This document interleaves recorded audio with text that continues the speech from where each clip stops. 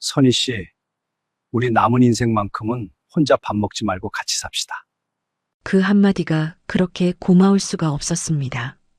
혼자 산 세월이 길어질수록 사람 하나 곁에 있다는 일이 얼마나 큰 위로인지 저는 그때 절실히 느끼고 있었거든요. 자식들 반대가 없었던 건 아니지만 늦게 온 인연이라 더 놓치고 싶지 않았습니다. 그런데 2달 뒤 저는 그 집에서 분명 함께 사는 사람인데도 꼭 있어야 할 때만 불리고 정작 중요한 순간에는 슬그머니 밀려나고 있었습니다. 그 사람들은 처음부터 저를 어떤 자리로 생각했던 걸까요? 시작 전 구독과 좋아요로 함께 해주시고 어느 지역에서 듣고 계신지 댓글로 한 번씩만 남겨주세요. 그곳에 행복이 닿길 바라겠습니다. 처음 만난 건 문화센터 수채화 수업에서였습니다. 저는 그때 뭔가를 배워야겠다는 생각보다는 집에만 있으면 하루가 너무 길어서 나간 거였어요. 수업이 끝나고 나면 어차피 빈 집으로 돌아가야 한다는 걸 알면서도 일단 나가는 것만으로도 오전이 채워지니까요. 그게 혼자 사는 사람들이 문화센터를 다니는 진짜 이유 아닐까 싶습니다. 배움이라기보다는 하루를 버티는 방법이요. 한진표 씨는 조용한 사람이었습니다. 말을 먼저 거는 편이 아니었고 수업 중에 잘못 칠하고 나서도 혼자 고개를 끄덕이고 다시 붓을 드는 사람이었어요. 저는 처음에 그 사람을 크게 눈여겨보지 않았습니다. 그냥 조용하고 반듯해 보이는 어른이다. 그 정도였어요. 그런데 어느 날 수업이 끝나고 비가 왔습니다. 저는 우산을 안 가져갔고 처마 밑에서 잠깐 기다리고 있었는데 그 사람이 옆에 서더니 말없이 우산을 내밀었어요. 자기가 쓸 우산을요. 저는 근처라 괜찮습니다. 그 말이 전부였습니다. 그런데 그 짧은 말이 이상하게 오래 남았어요. 13년 동안 아무도 먼저 우산을 내밀어 준 사람이 없었거든요. 자식들도 제가 알아서 잘한다고 믿어서인지 아니면 그냥 안 보여서인지 그런 걸 챙겨준 적이 없었으니까요. 그날 이후로 가끔 수업 끝나고 같이 걷게 됐습니다. 특별한 약속이 있었던 건 아니에요. 그냥 비슷한 방향이었고 걷는 속도가 비슷했고 두 사람 다 말이 없어도 어색하지 않았습니다. 그게 오히려 좋았어요. 나이가 들면 침묵을 채우려고 억지로 말하는 사람들이 힘들거든요. 진표 씨는 부인을 먼저 보냈습니다. 저보다 몇 해 더 혼자 살았다고 했어요. 자식이 1명 있는데 멀리 산다고 연락은 자주 오지만 얼굴은 잘 못 본다고 했습니다. 저도 비슷한 말을 했어요. 딸이 하나, 아들이 하나인데 각자 바쁘게 산다고요. 서로 비슷한 자리에 있다는 걸 알고 나니까 대화가 좀 더 자연스러워졌습니다. 그렇게 몇 달이 지났을 무렵 그 사람이 조심스럽게 말을 꺼냈습니다. 선희 씨, 저는 선희 씨 같은 분이 옆에 있으면 좋겠다고 생각했습니다. 저는 그 말을 듣고 한동안 아무 말도 못했어요. 가슴이 뜨거워졌다기보다는 갑자기 손이 차가워진 것 같았습니다. 너무 오래 기다려온 말을 뒤늦게 들었을 때 사람이 오히려 차가워진다는 걸 그날 처음 알았어요. 남은 인생만큼은 혼자 밥 먹지 말고 같이 삽시다. 그 말을 들었을 때 저는 울지 않았습니다. 울 것 같았는데 이상하게 눈물이 안 나왔어요. 대신 입술이 떨렸고 손을 꼭 쥐었습니다. 13년 동안 혼자 차리던 밥상이 머릿속에 지나갔거든요. 남는 반찬을 덜어놓고도 다 못 먹고 냉장고에 넣어두었다가 결국 버리던 그 밥들이요. 그래서 저는 그러겠다고 했습니다. 천천히 하지만 분명하게요. 문제는 자식들이었습니다. 딸 미정이는 제가 말을 꺼내자마자 얼굴이 굳었어요. 엄마, 그 사람 뭘 얼마나 안다고요? 나이 들어서 재혼이 쉬운 줄 알아요? 아들 준호는 좀 더 차분하게 말했지만 속내는 비슷했습니다. 엄마가 결정하실 일이긴 한데 제대로 알아보긴 하셨어요? 자식도 있다면서요. 상대방 집사람들이랑 이야기는 해보셨어요? 저는 그 말들을 들으면서 뭔가가 눌리는 느낌이 들었습니다. 예전 같으면 자식들 눈치를 보느라 한 발 물러섰을 거예요. 그렇게 살아왔으니까요. 남편이 살아있을 때도 먼저 간 뒤에도 저는 늘 내 의견보다 주변 반응을 먼저 봤습니다. 그게 습관이 됐었어요. 그런데 이번에는 달랐습니다. 어디서 나온 힘인지는 모르겠지만 이번만큼은 참지 않겠다는 생각이 들었어요. 잘못된 선택일 수도 있다는 걸 알면서도요. 65살이 되도록 제 선택으로 살아본 적이 없었는데 마지막이라도 한번 해보고 싶었습니다.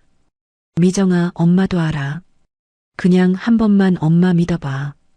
딸은 더 말을 잇지 않았습니다. 아들도요. 그게 찬성이 아니라는 걸 저도 알았지만 일단은 그걸로 넘어가기로 했습니다. 재혼은 조용하게 이루어졌습니다. 양쪽 자식들 몇 명이 자리를 함께했고 형식보다는 인사 자리에 가까웠어요. 진표 씨 쪽 자식은 먼 곳에 있어서 영상으로 얼굴을 비췄고 그쪽 조카라는 분이 대신 나왔습니다. 한수철이라는 사람이었는데 인사는 반듯하게 했지만 눈이 자꾸 제 쪽보다 다른 데를 향했어요. 그게 좀 마음에 걸리긴 했지만 그냥 낯을 가리나 보다 했습니다. 재혼 첫날 밤 진표 씨는 따뜻한 보리차를 타서 제 앞에 내려놨습니다. 말은 없었어요. 그냥 찻잔을 내려놓고 자리에 앉았습니다. 저는 그걸 보면서 이 사람이 배려를 말로 하는 사람이 아니라 행동으로 하는 사람이구나 싶었어요. 오히려 그게 더 믿음이 갔습니다. 처음 몇 주는 조용하고 소박했습니다. 같이 장을 보고 저녁을 먹고 텔레비전을 보다 잠들었어요. 특별할 것 없는 노년의 하루였지만 저는 그게 좋았습니다. 특별함보다 평범함이 더 귀하다는 걸 혼자 살아본 사람은 알거든요. 진표 씨는 제 말을 잘 들어줬습니다. 이야기가 길어져도 중간에 끊지 않았고 제가 끝내고 나면 고개를 끄덕이거나 짧게 맞장구를 쳤어요. 그게 편했습니다. 13년 동안 제 말을 끝까지 들어주는 사람이 없었거든요. 자식들도 바쁘다고 끊기 일쑤였으니까요. 이 결혼은 잘 될 수도 있겠다는 생각이 들었습니다. 조심스럽게요. 기대보다는 안도에 가까운 감정이었어요. 그런데 그 안도가 채 2달을 못 갔습니다. 변화가 시작된 건 전화 한 통에서였습니다. 저녁을 막 치우고 설거지를 하고 있었는데 진표 씨 핸드폰이 울렸어요. 거실에서 받는 소리가 들렸는데 처음엔 평범한 통화인 줄 알았습니다. 그런데 목소리가 조금씩 낮아졌어요. 제가 문을 잠그고 나왔을 때 진표 씨는 핸드폰을 내려놓고 한동안 앉아 있었습니다. 누나가 쓰러졌다고 합니다. 한명자 씨요. 진표 씨 친누나이고 혼자 사는 분이라는 이야기는 들어 알고 있었습니다. 연락은 종종 하지만 자주 만나지는 않는다고 했었는데요. 그분이 집에서 쓰러져 지금 응급실로 갔다고 했습니다. 진표 씨는 바로 나가야 할 것 같다고 했습니다. 저도 같이 가겠다고 했어요. 가족이 생긴다는 건 그런 거라고 생각했으니까요. 기쁠 때만 같이 있는 게 가족이 아니라 이런 순간에도 같이 있는 거라고요. 그래서 저는 재킷을 챙겨 들고 신발을 신었습니다. 병원 응급실은 밝고 시끄러웠습니다. 여러 사람들이 오가는 사이로 저는 진표 씨 뒤를 따라 들어갔어요. 접수대에서 보호자 확인을 받고 잠시 기다리라는 말을 듣고 플라스틱 의자에 앉았습니다. 진표 씨는 자꾸 복도 쪽을 바라봤어요. 며칠 좀 같이 봐주면 안 될까요? 저 혼자는 힘들 것 같아서. 저는 괜찮다고 했습니다. 물론이라고요. 그때 저는 진짜로 괜찮다고 생각했습니다. 며칠 정도야 당연히 도와야지 그렇게 생각했어요. 그게 부부라는 거니까요. 그런데 그 며칠이 끝나지 않았습니다. 며칠이 일주일이 됐고 일주일이 2주가 됐습니다.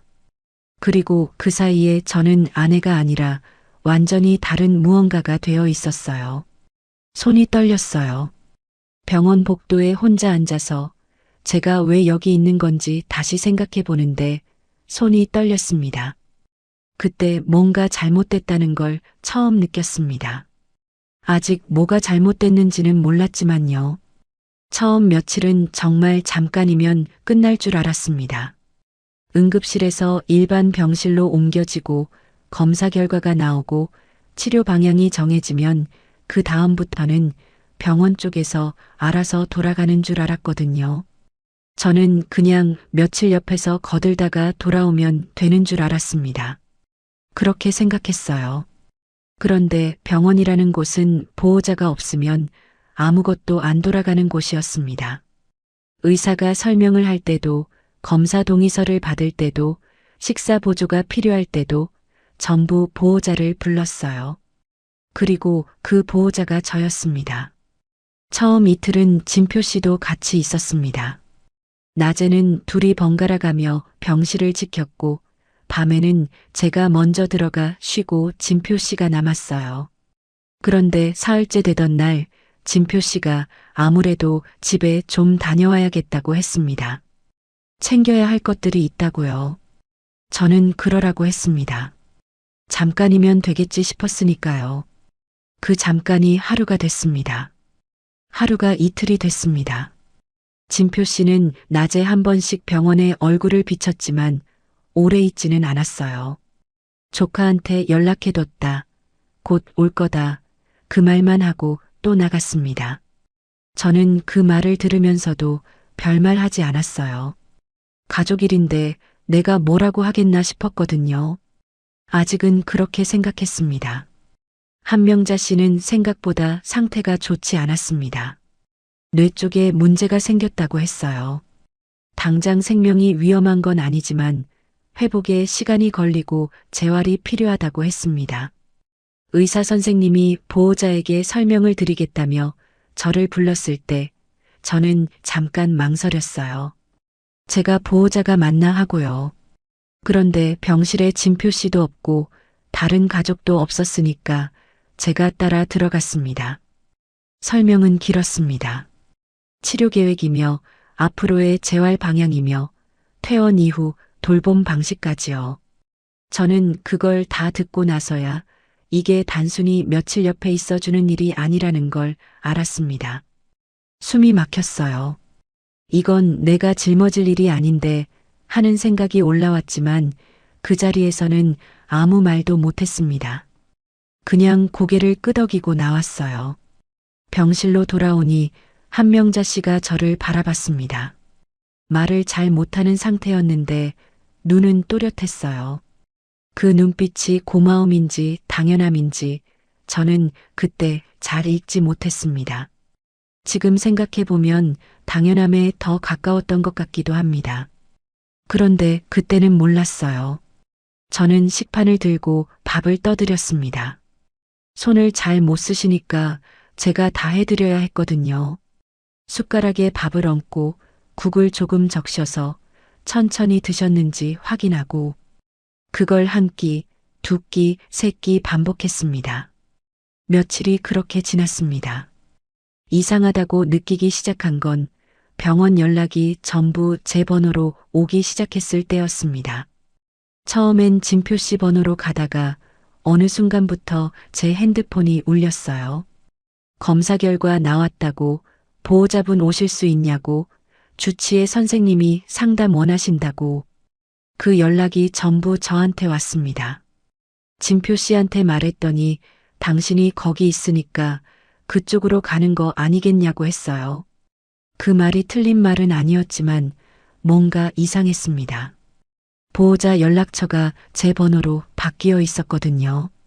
누가 바꿨는지는 몰랐지만요. 그러고 나서 얼마 지나지 않아 간병 문제가 나왔습니다. 전문 간병인을 쓸 건지 아니면 가족이 돌볼 건지를 결정해야 한다고 했어요. 저는 이건 진표 씨와 얘기해서 결정해야 할 문제라고 생각하고 연락을 했습니다. 진표 씨는 전화를 받더니 잠깐 생각하다가 이렇게 말했어요. 당신이 거기 있으니까 당신이 판단해서 해요. 나는 믿으니까. 믿는다는 말이 왜 그렇게 무거웠는지 모르겠습니다. 믿는다는 말로 결정을 제 어깨에 얹어버린 거잖아요.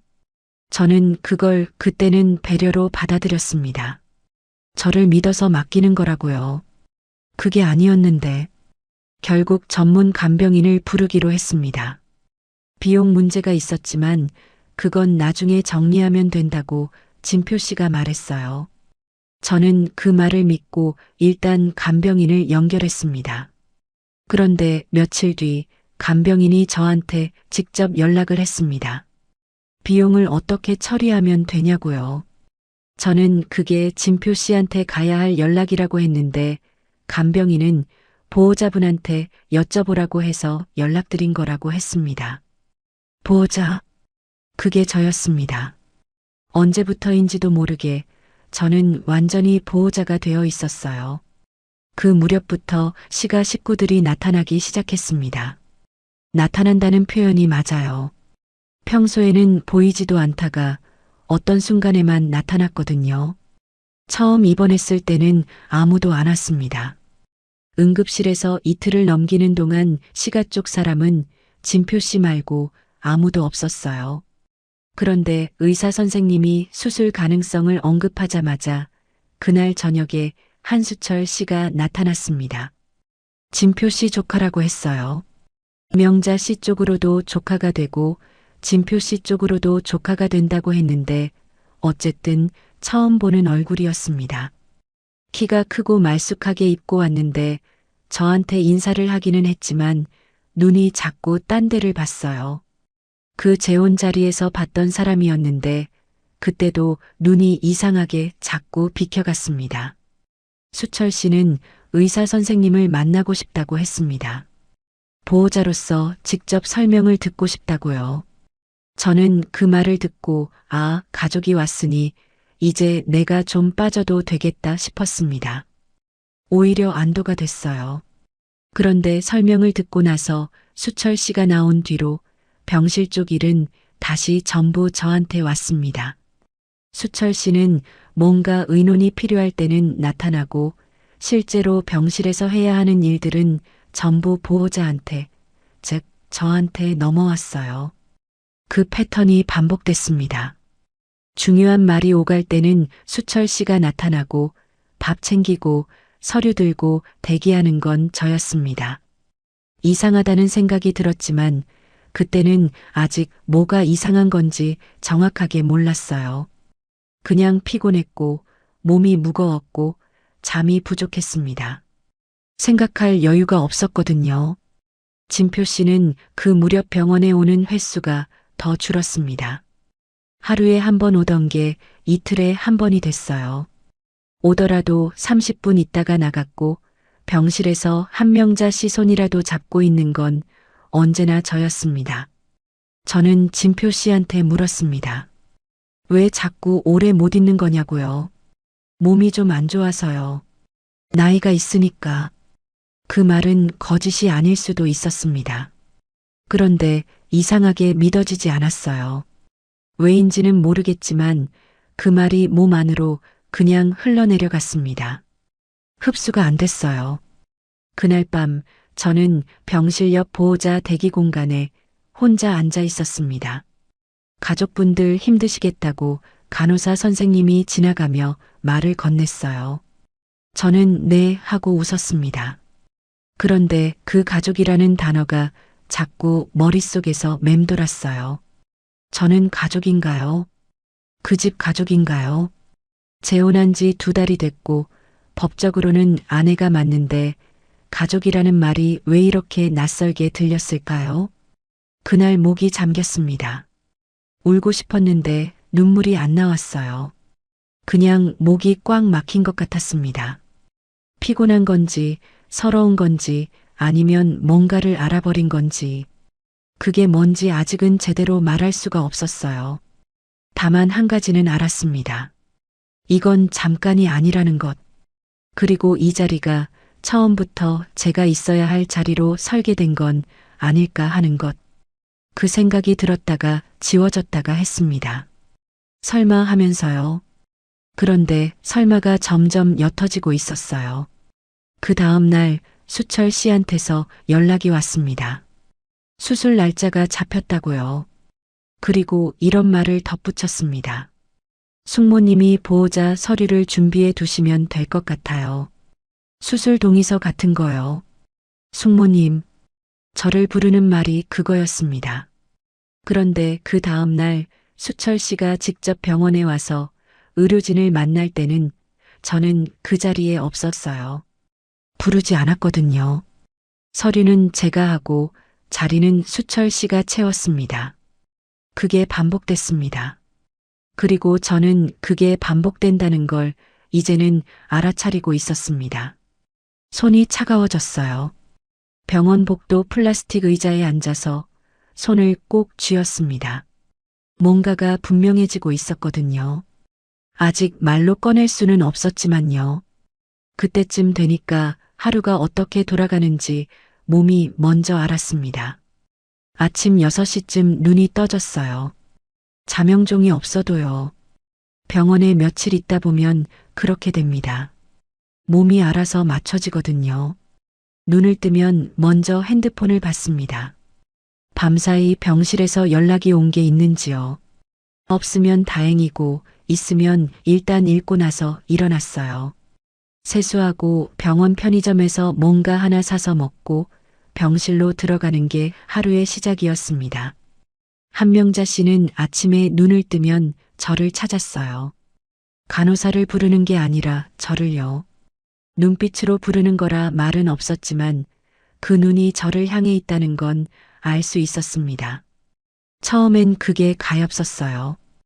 혼자 사시다가 쓰러지셔서 얼마나 무서우셨을까 그런 마음이요. 그래서 더 열심히 했습니다. 아침 세수도 도와드리고 식사도 챙겨드리고 물리치료 시간이 되면 휠체어 밀어서 모셔다 드리고요. 그런데 어느 순간부터 그 눈빛이 달라 보였습니다. 가엾음이 아니라 당연함 같은 게 섞이기 시작했어요. 제가 조금 늦게 들어가면 문 쪽을 바라보고 계셨는데 기다리는 거라기보다 재촉하는 것 같았습니다. 아, 이분은 이게 당연한 거라고 생각하시는구나. 그걸 깨달았을 때 뭔가가 조금 꺾이는 느낌이 들었어요. 마음 한쪽이 살짝 내려앉는 것 같았습니다. 병원 생활이 2주를 넘어가면서 저는 제 생활이 완전히 사라졌다는 걸 알았습니다. 집에 돌아가는 건 이틀에 한 번이었어요. 그것도 씻고 옷 갈아입고 다시 나오는 수준이었습니다. 제 냉장고에 있던 것들은 다 상했을 거고 화분에 물도 제대로 못 줬을 거고 제가 다니던 문화센터 수업은 이미 몇 번을 빠진 상태였어요. 그런데 그걸 누군가한테 말한 적이 없었습니다. 말할 데가 없었거든요. 진표 씨한테 말을 꺼냈어요. 어느 날 진표 씨가 병원에 잠깐 들렀다가 나가려는 걸 붙잡고요.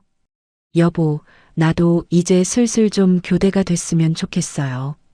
내 몸도 한계가 있으니까. 진표 씨는 잠깐 저를 봤습니다. 뭔가 말하려다 멈추는 것 같았어요. 조금만 더요. 누나가 안정이 되면 그때 정리하게. 지금은 당신밖에 없어요. 당신밖에 없다는 말이요. 그 말이 처음엔 제가 필요한 사람이라는 말로 들렸습니다. 그런데 나중에 돌이켜보니까 그 말은 당신 말고는 아무도 이 일을 할 사람이 없다는 뜻이었어요. 제가 특별해서가 아니라 부려먹기에 제가 가장 가까이 있었던 거였습니다.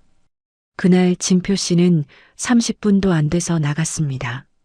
저는 병실 의자에 앉아서 한참 천장을 봤어요. 숨을 깊게 들이쉬었다가 내쉬었습니다. 울지 않으려고요. 우는 게 무슨 소용이냐 싶기도 했고 지금 울 시간도 없었으니까요.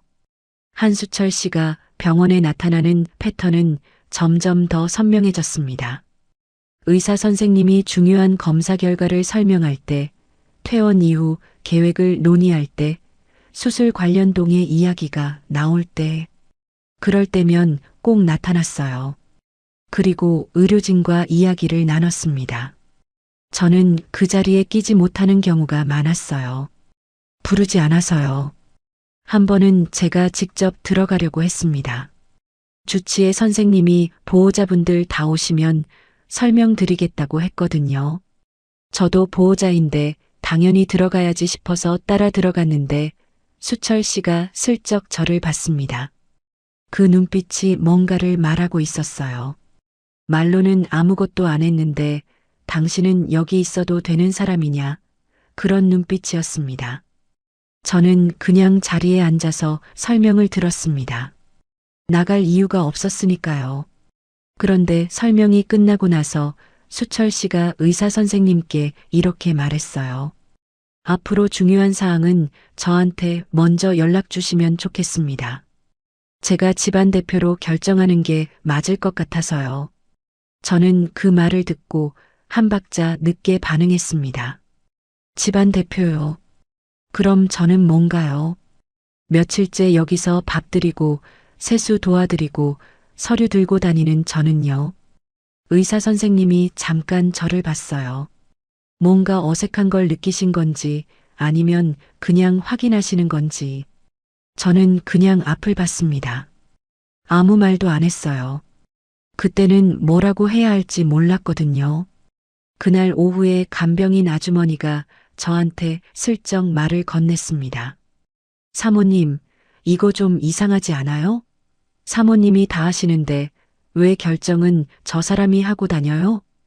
간병인 아주머니 입에서 그 말이 나오자 제가 느끼고 있던 게 비로소 말이 됐습니다. 이상하다는 걸 저도 알고 있었는데 그게 이상한 거라고 누군가 말해주기 전까지는 제가 예민한 건가 싶었거든요. 그런데 옆에서 보던 사람 눈에도 이상하게 보였던 거였습니다. 그러게요. 저는 짧게만 대답했어요.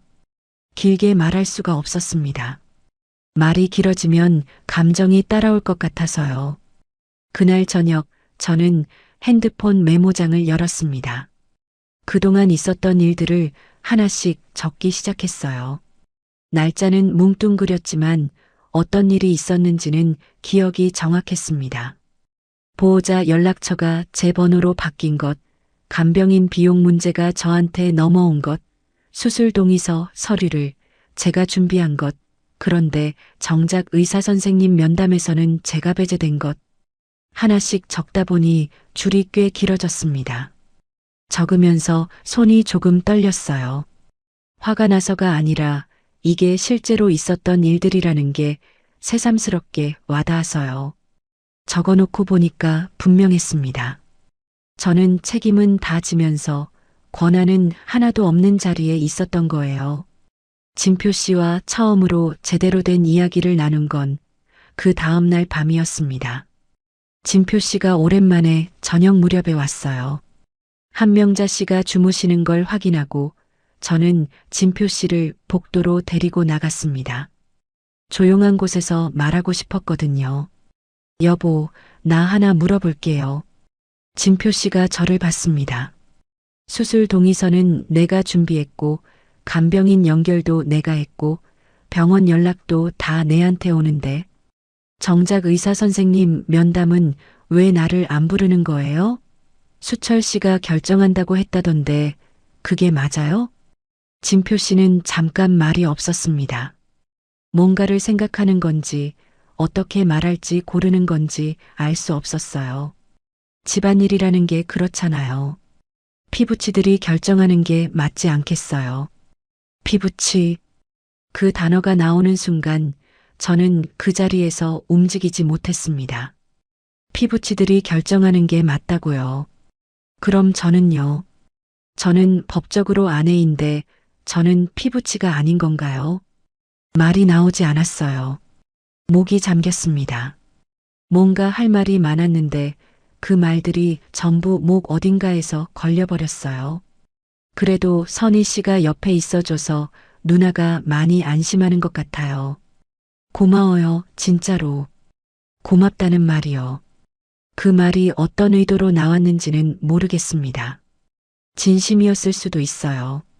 그런데 그 말이 저한테는 이렇게 들렸습니다. 수고했어요. 그리고 계속 그렇게 해줘요. 저는 알겠다고 하고 병실로 돌아왔습니다.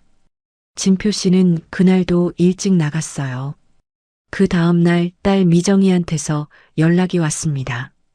엄마 요즘 어때요? 라는 말 대신 미정이는 이렇게 시작했어요. 엄마, 거기서 뭐 하고 있는 거예요?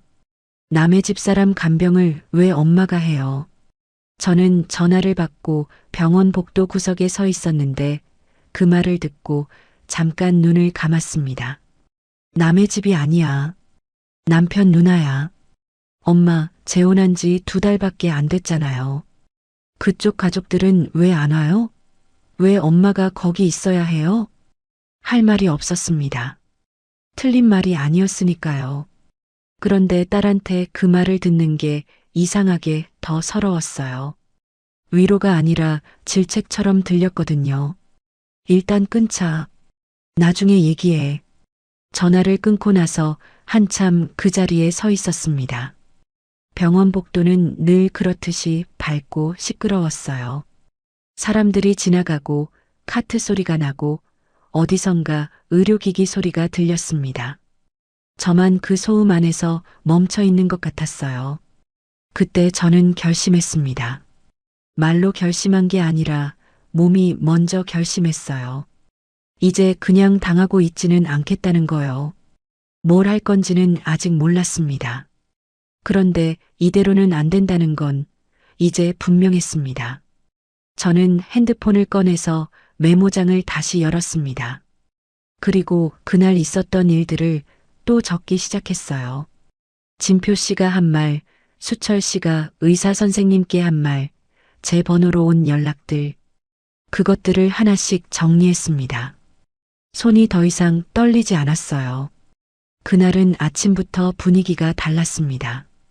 병실에 들어갔더니 한명자 씨가 평소보다 더 초조해 보였어요.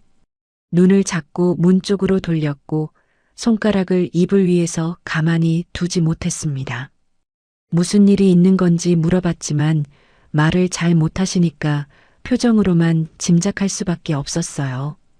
간호사 선생님한테 여쭤봤더니 오늘 오전에 수술 전 최종 보호자 면담이 있다고 했습니다. 그리고 오후에 수술 날짜를 확정 짓는다고요. 저는 그 말을 듣고 진표 씨한테 연락했습니다. 오늘 중요한 면담이 있으니 오전에 와달라고요. 진표 씨는 알겠다고 했습니다. 수철 씨한테도 연락이 갔는지는 몰랐지만 중요한 날이니까 다 모이겠거니 했어요. 오전 10시쯤 됐을까요? 복도 쪽이 갑자기 시끄러워졌습니다. 수철 씨가 왔고 그 옆에 처음 보는 중년 여성이 함께였어요. 나중에 알고 보니 수철 씨 누나라고 했습니다. 그리고 진표 씨도 왔어요. 셋이 복도에서 먼저 무언가 이야기를 나눴는데 저는 병실 안에 있었기 때문에 무슨 말인지 들리지 않았습니다.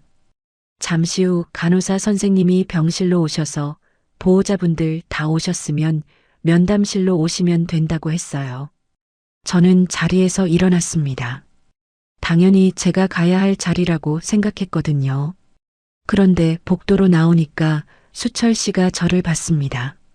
숙모님은 여기 계셔도 됩니다. 짧은 말이었습니다. 아주 짧았어요. 그런데 그 말이 얼마나 많은 걸 담고 있었는지 저는 그 자리에서 바로 알았습니다. 여기 계셔도 된다는 건 들어오지 않아도 된다는 말이었습니다. 아니, 들어오지 말라는 말이었어요. 나는 이 결정의 자리에 당신 자리를 만들지 않겠다는 말이요. 저는 한 발짝 멈췄습니다. 수철 씨 옆에 있던 그 여성은 저를 한번 훑어보더니 시선을 돌렸어요. 진표 씨는 제 눈을 보지 못했습니다. 복도 바닥 어딘가를 보고 있었어요. 저도 보호자 아닌가요? 목소리가 생각보다 차분하게 나왔습니다. 떨릴 줄 알았는데 이상하게 단단했어요. 수철 씨가 잠깐 저를 봤다가 눈을 비켰습니다. 가족 면담이라서요. 가족. 그 단어를 그 사람이 쓰는 방식이 저를 가족에서 빼는 방식이었습니다. 저는 그 순간 더 말을 잇지 않았어요. 뭔가를 더 말하면 제 목소리가 흔들릴 것 같았거든요. 그래서 그냥 자리에 있었습니다. 면담실 문이 닫혔어요. 저는 복도에 혼자 남았습니다. 얼마나 서 있었는지 모르겠습니다. 복도 의자에 앉지도 않고 그냥 서 있었어요. 지나가는 사람들이 있었고 카트 소리가 났고 어디선가 아이 우는 소리가 들렸습니다. 병원은 늘 그렇게 돌아갔어요. 제가 서 있든 말든 상관없이요. 면담이 끝나고 나서 수철 씨가 먼저 나왔습니다. 표정이 좋았어요. 무언가 결정이 된 사람의 얼굴이었습니다.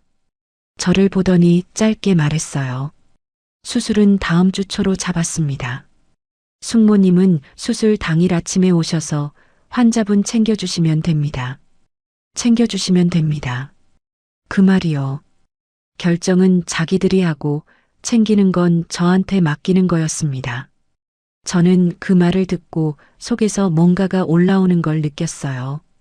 화라고 하기엔 너무 조용했고 슬픔이라고 하기엔 너무 단단했습니다. 그냥 차갑게 내려앉는 느낌이었어요. 수철 씨, 잠깐요. 제가 불렀습니다.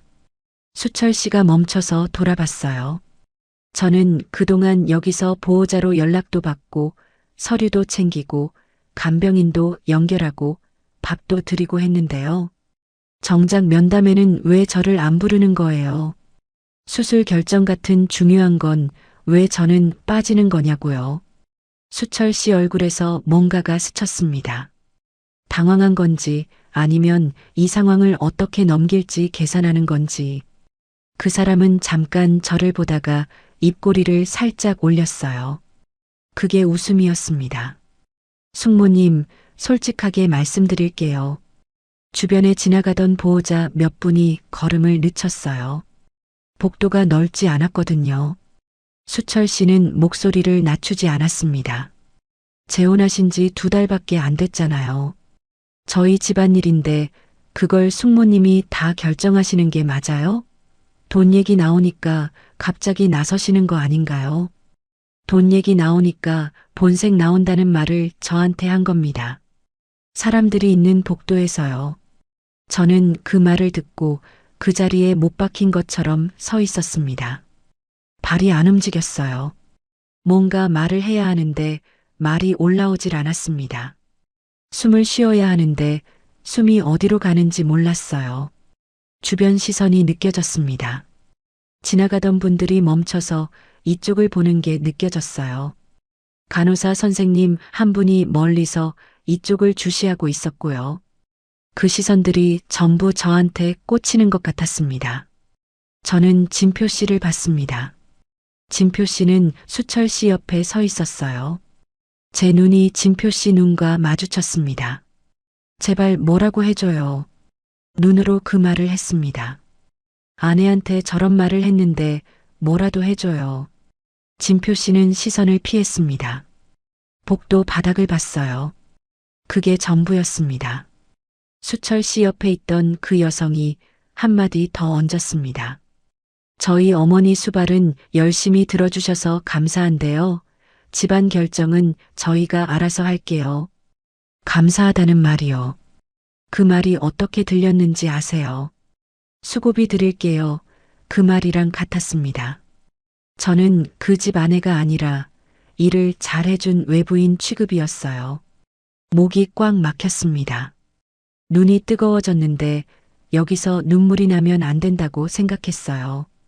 눈물을 보이면 지는 거라는 게 아니라 지금 이 상황에서 제가 흔들리면 저 사람들이 그걸 원하는 대로 이용할 것 같았거든요.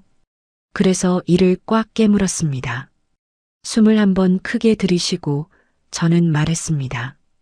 알겠습니다. 그 2글자만 하고 돌아섰어요. 더 말하지 않았습니다. 그게 최선이었어요.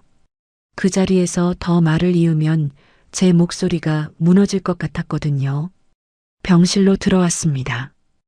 한명자 씨는 자고 계셨어요. 저는 침대 옆 보호자 의자에 앉아서 손을 무릎 위에 올려놓고 그냥 있었습니다. 한참 동안 그렇게 있었어요. 그날 저녁 딸 미정이한테서 또 연락이 왔습니다. 이번엔 문자였어요. 엄마, 나 병원 근처 지나가다가 잠깐 들렀다 할게요. 그 문자를 보고 저는 잠깐 안도했습니다. 딸이 오는구나 싶어서요. 그런데 미정이가 병원에 도착하고 나서 복도에서 나눈 이야기가 저를 더 외롭게 만들었습니다. 엄마, 진짜로 이제 그만 나와요. 왜 거기서 그러고 있어요? 그 사람들이 엄마를 뭐로 보는 거예요? 저는 그 말에 할 말이 없었습니다. 틀린 말이 아니었으니까요. 엄마가 괜히 그런 집에 들어가 고생하는 거라고. 괜히 그런 집에 들어갔다는 말이요. 그 말이 위로인지 질책인지 모르겠더라고요. 딸은 저를 걱정하는 건데 왜 그 말이 저한테 칼처럼 들어왔는지 아마 제가 이미 너무 지쳐 있어서 그랬던 것 같습니다. 어떤 말도 부드럽게 받을 여력이 없었거든요. 미정아, 엄마 잠깐만 혼자 있을게. 딸을 먼저 보냈습니다. 미정이는 뭔가 더 말하려다가 멈추고 나갔어요. 엘리베이터 문이 닫히는 걸 보면서 저는 다시 혼자가 됐습니다. 아들 준호한테서는 그날 밤 전화가 왔습니다. 준호는 목소리가 조심스러웠어요. 엄마 괜찮아요? 라고 먼저 물었습니다. 저는 괜찮다고 했어요. 괜찮지 않았지만요. 엄마, 나는 엄마 편이야. 근데 솔직히 말하면 엄마가 지금 너무 깊이 들어간 것 같아서 걱정돼요. 그 사람들이랑 엮이면 엮일수록 엄마만 손해야. 엄마 편이라는 말을 하면서도 그 말의 결론은 엄마가 알아서 빠져나오라는 거였습니다. 도와주겠다는 말은 없었어요. 같이 해결하자는 말도요. 그냥 조심하라는 말이었습니다. 전화를 끊고 나서 저는 처음으로 눈물이 났습니다.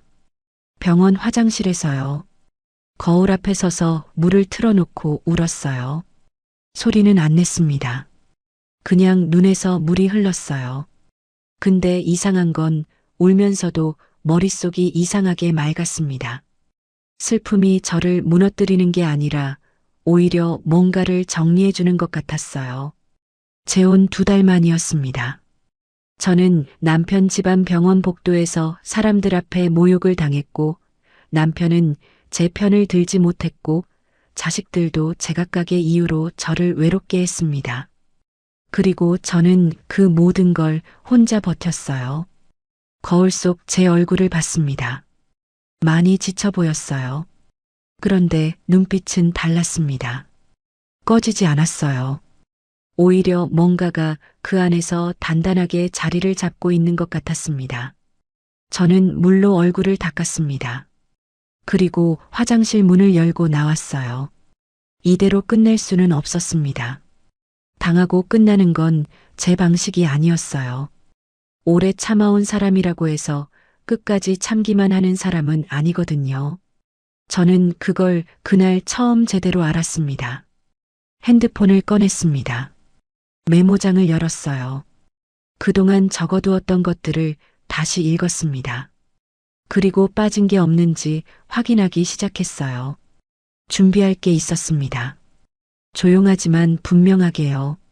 그날 밤 화장실에서 나오면서 저는 한 가지를 결심했습니다. 더 이상 상황이 정리되기를 기다리지 않겠다는 거였어요. 누군가 먼저 미안하다고 하거나 진표 씨가 제 편을 들어주거나 수철 씨가 스스로 선을 넘었다는 걸 깨닫거나 그런 일은 기다려도 오지 않는다는 걸 이제는 알았으니까요. 기다리는 사람한테 오는 건 더 긴 기다림뿐이더라고요. 병실로 돌아오니 한명자 씨는 여전히 자고 계셨습니다.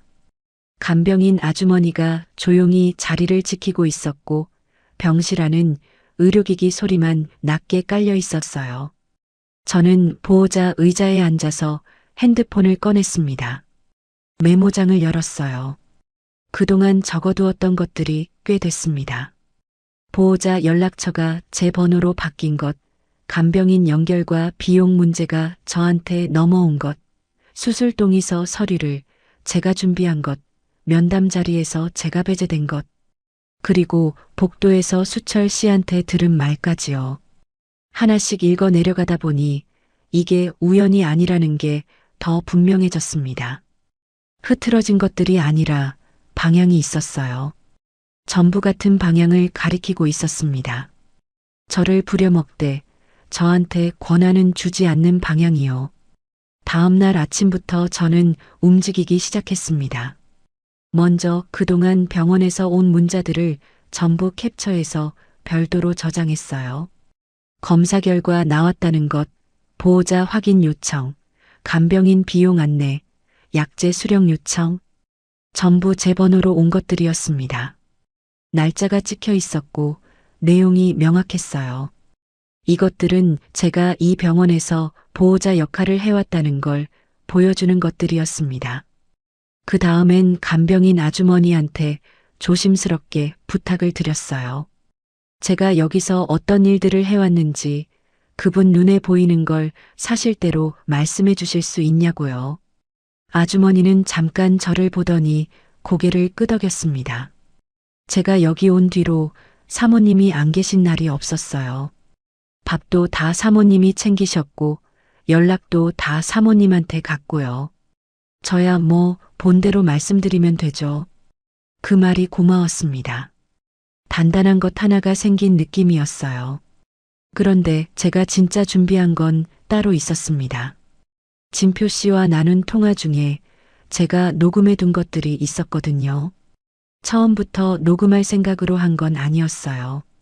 그냥 통화하면서 손이 자연스럽게 녹음 버튼을 눌렀던 거였는데 돌이켜보면 그게 제 안에서 이미 뭔가를 감지하고 있었던 것 같습니다. 그 중에서 가장 또렷한 게 하나 있었습니다. 제가 힘들다고 말했을 때 진표 씨가 한 말이요. 당신이 좀 맡아주면 된다. 나는 몸이 안 좋으니까 당신밖에 없어. 그 목소리가 녹음 파일 안에 있었습니다. 저는 그걸 여러 번 들었어요. 들을 때마다 이상하게 감정이 가라앉았습니다. 화가 나야 할 것 같은데 오히려 차가워졌어요. 이걸 쓸 수도 있겠다는 생각이 들어서 그랬던 것 같습니다. 저는 그 파일을 따로 정리해 두었습니다. 파일 이름도 적어두고 날짜도 메모해 뒀어요. 수술 날이 됐습니다. 수철 씨가 이른 아침에 병원에 나타났어요. 수술 전 처치가 시작됐고 한명자 씨가 수술실로 들어가기 전에 가족들이 마지막으로 인사하는 시간이 있었습니다. 수철 씨가 손을 잡았고 진표 씨가 누나 이마에 손을 얹었어요. 저는 그 뒤에 서 있었습니다. 자연스럽게 뒤로 밀렸어요. 억지로 앞에 나설 자리가 아니었으니까요. 한명자 씨가 수술실로 들어가고 우리는 대기실에 앉았습니다. 진표 씨는 수철 씨 옆에 앉았고 저는 조금 떨어진 자리에 앉았어요. 누가 정한 게 아니었는데 그렇게 됐습니다. 그 간격이 많은 걸 말해주고 있었어요. 수술은 몇 시간이 걸렸습니다. 그 시간 동안 수철 씨와 진표 씨는 서로 낮은 목소리로 이야기를 나눴어요. 저는 그 대화에 끼지 않았습니다. 핸드폰을 보거나 눈을 감거나 복도를 걷거나 했어요. 대기실 자판기에서 따뜻한 걸 하나 뽑아다가 진표 씨한테 내밀었는데 진표 씨는 고맙다고 하면서도 눈을 제대로 보지 않았습니다. 수철 씨는 제가 내민 것 하나 없었어요. 굳이 줄 이유를 못 찾겠더라고요. 수술이 끝나고 의사 선생님이 대기실로 나오셨습니다. 잘 됐다고 했어요. 경과를 지켜봐야 하지만 수술 자체는 문제없이 끝났다고요. 저는 그 말을 듣고 안도했습니다. 사람이 다쳐 있는 건 제 감정과 별개로 걱정이 됐거든요. 그 마음만큼은 진짜였어요. 의사 선생님이 이후 회복 과정에 대해 설명을 시작하셨는데 수철 씨가 자연스럽게 앞으로 나섰습니다. 저는 그 뒤에 서 있었어요. 설명을 들으면서 메모를 했습니다. 그냥 습관처럼요. 그런데 설명 중에 의사 선생님이 잠깐 저를 보셨어요. 보호자분이시죠? 수술 전 서류 처리해 주신 분 맞으시죠? 수철 씨가 살짝 굳었습니다. 의사 선생님은 저한테 직접 말씀을 이어가셨어요. 회복 이후 재활 과정, 퇴원 후 돌봄 계획, 다음 외래 일정. 그걸 저한테 설명하셨습니다. 수철 씨가 끼어들려 했지만 의사 선생님은 자연스럽게 저한테 계속 말씀하셨어요. 아마 병원 기록에 보호자로 등록된 사람이 저였기 때문이었을 거예요. 그게 그 순간엔 작은 것처럼 보였지만 저한테는 중요했습니다. 기록이 말을 하고 있었으니까요. 그날 오후 저는 병원 사회복지사 선생님을 찾아갔습니다. 병원 상담 창구가 있다는 건 안내문에서 봤어요. 입원 환자 가족 상담이라고 적혀 있었는데 처음엔 그냥 지나쳤다가 이날은 발이 그쪽으로 향했습니다. 사회복지사 선생님은 젊은 분이었어요. 조용하고 차분한 분이었는데 제 이야기를 끝까지 들어주셨습니다. 저는 처음부터 설명했어요. 재혼한 지 2달 된 것, 남편 누나의 입원으로 제가 보호자 역할을 맡게 된 것, 연락과 서류와 간병인 연결까지 제가 다 했는데 정작 결정 자리에서는 배제된 것, 복도에서 있었던 일까지요. 선생님은 메모를 하셨습니다. 그리고 이렇게 말씀하셨어요. 병원 기록상 보호자로 등록된 분이 어머님이시고 의료비 관련 연락도 어머님 번호로 간 기록이 있어요. 그런데 실제 결정 과정에서 배제가 됐다면 보호자 지정과 비용 책임 관계를 다시 정리할 필요가 있습니다. 그 말을 듣는 순간 저는 눈물이 날 것 같았어요. 슬퍼서가 아니라 처음으로 누군가 제 말을 듣고 제 상황을 제대로 읽어줬기 때문에요. 그게 그렇게 오래 걸렸습니다. 선생님은 관련 부서에 확인 후 보호자 지정 방식과 비용 처리 경로를 다시 검토하겠다고 하셨어요. 그리고 필요하다면 가족 간 갈등 관련 상담도 연결해 드릴 수 있다고 하셨습니다. 저는 감사합니다. 라고 했어요. 목소리가 조금 잠겼지만 흔들리지는 않았습니다. 다음 날이었습니다. 수철 씨가 병원에 왔는데 병원 측에서 수철 씨한테 먼저 연락을 한 모양이었어요. 보호자 지정과 비용 처리 문제를 다시 확인해야 한다고요. 수철 씨 표정이 굳어 있었습니다. 저를 보는 눈빛이 어제와 달랐어요. 뭔가를 알아채린 눈빛이었습니다. 숙모님이 병원 쪽에 뭔가 말씀하셨어요? 저는 그 말을 듣고 잠깐 수철 씨를 봤습니다.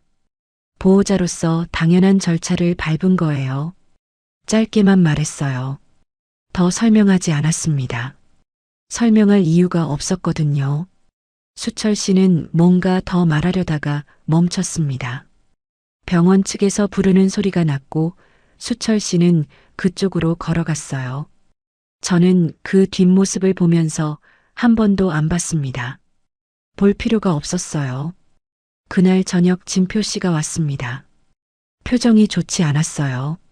수철 씨한테 연락을 받은 것 같았습니다. 저한테 왜 그랬냐는 말이 나올 것 같았는데 진표 씨는 의외로 한동안 말을 안 했어요. 복도 벤치에 나란히 앉아서 한참 침묵이 있었습니다. 그러다가 진표 씨가 먼저 입을 열었어요. 선희 씨, 내가 좀 무심했던 것 같아요. 무심했다는 말이요. 저는 그 말을 듣고 뭔가를 기다렸습니다. 그 다음 말이 있겠지, 미안하다는 말이 있겠지 싶어서요. 그래도 가족 일이라는 게 그렇잖아요. 선희 씨가 좀 이해해줘야지. 이해해줘야 한다는 말로 끝났습니다. 사과인지 변명인지 모를 말이었어요. 저는 그 말을 듣고 옆을 봤습니다. 진표 씨 옆 얼굴이 보였어요. 나이 든 사람의 얼굴이었습니다. 그런데 그 얼굴에서 저는 아무것도 느끼지 못했어요. 따뜻함도 안도감도요. 처음 우산을 내밀던 그 사람이 이 사람이 맞나 싶었습니다. 그 우산이 배려였는지 아니면 그냥 습관이었는지 이제는 알 수 없었어요. 저는 아무 말도 하지 않았습니다. 그냥 앞을 봤어요. 병원 복도 끝이 보였습니다. 복도는 언제나 저렇게 끝이 있고 저는 언제나 그 복도 어딘가에 서 있었어요. 그날 밤 저는 변호사 사무실을 검색했습니다. 이혼 상담이라고 적혀 있는 곳들이요. 손가락이 멈추지 않았어요. 참는 게 가정을 지키는 일이 아니라는 걸 그때 처음으로 제대로 알았습니다. 한명자 씨가 태어나던 날 저는 병원에 가지 않았습니다. 처음으로요. 입원한 날부터 그날까지 제가 빠진 날이 하루도 없었는데 퇴원하는 날만큼은 가지 않았어요. 전날 밤에 결정했습니다. 가야 할 이유를 찾으려고 했는데 찾을 수가 없었거든요. 아니, 정확하게는 이렇게 말해야겠습니다. 더 이상 제가 거기 있을 이유를 만들고 싶지 않았습니다. 진표 씨한테 문자를 보냈어요. 오늘은 몸이 좋지 않아서 못 가겠다고요. 거짓말이었습니다. 몸은 괜찮았어요. 다만 마음이 이미 다른 결정을 하고 있었고 그 결정을 흔들고 싶지 않았습니다. 병원에 가면 또 무언가를 챙기게 되고 또 버티게 되고 또 한 번 더 기다려보자는 마음이 생길 것 같았거든요. 그 마음이 싫었어요. 진표 씨는 답장을 보냈습니다. 알겠다고요. 그게 전부였어요. 괜찮냐는 말도 쉬라는 말도 없었습니다. 그 짧은 답장이 오히려 저한테는 분명한 말처럼 들렸어요. 이 사람이 저한테 어느 만큼인지를 그 두 글자가 말해주는 것 같았습니다. 그날 저는 집에서 혼자 있었습니다. 오랜만에 제 집이었어요. 병원에 다니는 동안 집이 낯설어졌더라고요. 현관문을 열고 들어서는데 공기가 무거웠습니다. 오래 환기를 못한 집 특유의 냄새가 났어요. 화분은 반쯤 시들어 있었고 싱크대에는 제가 급하게 나가던 날 그대로 컵이 하나 놓여 있었습니다. 저는 창문을 열었습니다. 바람이 들어왔어요. 시든 화분에 물을 줬어요. 살아날지 모르겠지만 일단 줬습니다. 싱크대 컵을 씻었고 냉장고를 열었다가 닫았어요. 뭔가를 해야 한다는 게 아니라 그냥 이 공간이 다시 제 공간이라는 걸 확인하고 싶었던 것 같습니다. 냉장고 앞에 서서 한참 있었어요. 뭘 먹을지 생각하는 게 아니라 그냥 서 있었습니다. 그러다가 갑자기 눈물이 났어요. 아까도 울었고 어제도 울었는데 또 났습니다. 이번엔 멈추지 않고 그냥 뒀어요. 병원 화장실에서처럼 참지 않았습니다. 냉장고 앞에 서서 그냥 울었어요. 얼마나 울었는지 모르겠습니다. 한참 울고 나니까 오히려 속이 가벼워졌어요. 뭔가 결정이 된 것 같은 느낌이었습니다. 눈물이 마지막 망설임을 데리고 나간 것 같았어요. 저는 세수를 하고 따뜻한 물을 끓여서 차를 마셨습니다. 그리고 핸드폰을 들고 저장해둔 변호사 사무실 번호를 눌렀어요. 변호사 사무실은 조용한 곳이었습니다. 상담을 예약하고 며칠 뒤에 찾아갔어요.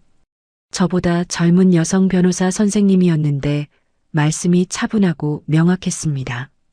저는 처음부터 끝까지 다 말씀드렸어요. 재혼한 경위, 2달 동안 있었던 일들, 병원에서의 일, 복도에서 들은 말, 녹취 파일, 문자 기록까지요. 변호사 선생님이 자료들을 보셨습니다. 녹취 파일을 들으시더니 잠깐 멈추셨어요. 당신이 좀 맡아주면 된다.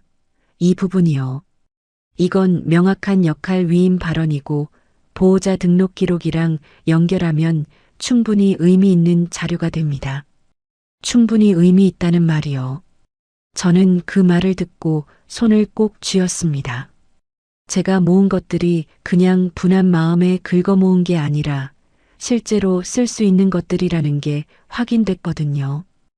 변호사 선생님은 이혼 사유와 절차에 대해 설명해 주셨어요. 재혼한 지 얼마 안 됐기 때문에 재산 분할 문제는 단순하다고 했습니다. 다만 혼인 기간 중 제가 부담한 비용들, 간병인 연결 과정에서 제 이름으로 처리된 것들은 따로 정리해서 청구할 수 있다고 하셨어요. 저는 그 설명을 들으면서 메모를 했습니다. 손이 떨리지 않았어요. 진표 씨한테 이야기를 꺼낸 건 상담을 다녀온 다음 날이었습니다. 퇴원 후 진표 씨는 집에 돌아와 있었어요. 한명자 씨는 요양시설로 연결이 됐다고 했습니다. 수철 씨가 알아봤다고요. 병원 일이 정리됐으니 이제 일상으로 돌아가면 된다는 분위기였어요. 진표 씨는 저녁을 같이 먹자고 했습니다. 저는 밥을 차리면서 생각했어요. 어떻게 말을 꺼낼까? 어떤 순서로 해야 할까? 그런데 막상 밥상 앞에 앉고 나니까 복잡하게 생각할 것도 없었습니다. 그냥 말하면 됐어요. 여보, 나 할 말이 있어요. 진표 씨가 숟가락을 내려놓고 저를 봤습니다. 이혼하고 싶어요. 짧게 말했습니다. 길게 설명하지 않았어요. 이미 제 안에서는 충분히 긴 이야기를 해왔으니까요. 진표 씨 표정이 굳었습니다.